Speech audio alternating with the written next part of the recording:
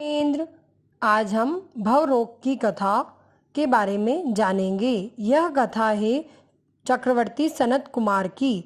जब अतिशय रूप वाले चक्रवर्ती सनत कुमार को मुनि दीक्षा में भयंकर कोढ़ रोग हो गया था। उनके धैर्य की ख्याति चारों ओर फैल रही थी। तब धरती पर ऐसे भी मुनि हैं कि जिनके पूरे शरीर में कोढ़ फैला हुआ है, तब भी उनकी चिंता न कर वे अपने कर्मबंध काटने में लीन हैं।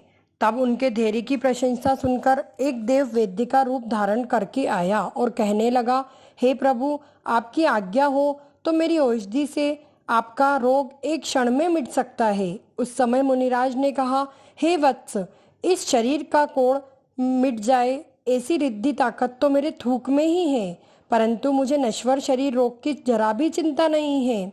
मुझे तो अपनी आत्मा को भवरोग से मुक्त कराना है।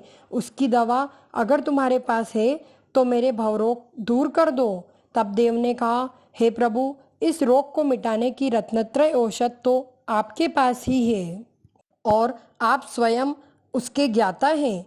अंत में सचमुच मुनिराज ने रत्नत्रय रूपी वीतराग औषधि से अपना रोग ही नहीं, अपना भव भव का रोग मिटा दिया। धन्य है ऐसे मुनिराज। ऐसे मुनिराजों को मेरा कोटि कोटि नमोस्तु।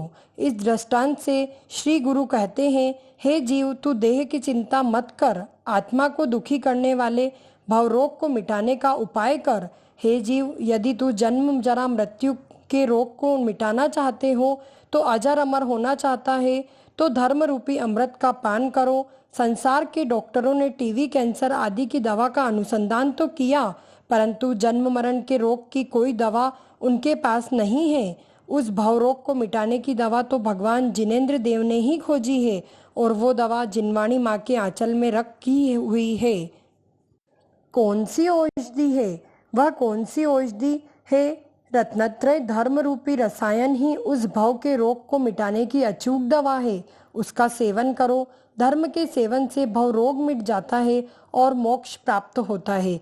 जब शरीर ही नहीं रहा तो फिर रोग कैसा, जन्म मरण कैसा? धर्म रूपी औषध के सेवन से, हे भव्य प्राणी, तू सिद्ध पद को प्राप्त कर अजर अमर हो जाएगा, जैसा कि सनत कुमार मुनि ने किया।